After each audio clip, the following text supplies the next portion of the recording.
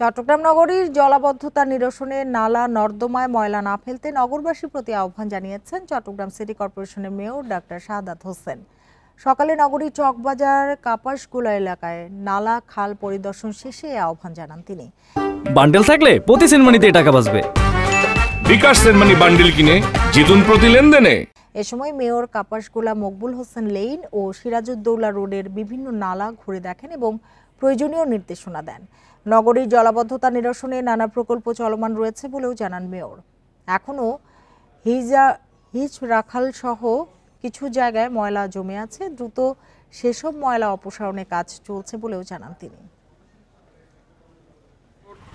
বদ্দারহাট, চকবাজার, কাপাসগুলা এলাকাটা, কাদালগঞ্জ এলাকাটা আগের থেকে এটা অনেক বছর ধরে পানির নিচে থাকতো, সবসময় এক কোমর পানিতে থাকতো। কাজে এই অংশটা নিয়ে আমরা কনসেন্ট্রেট করছি। আল্লাহর রহমতে অনেকাংশে সেটা কমে গেছে।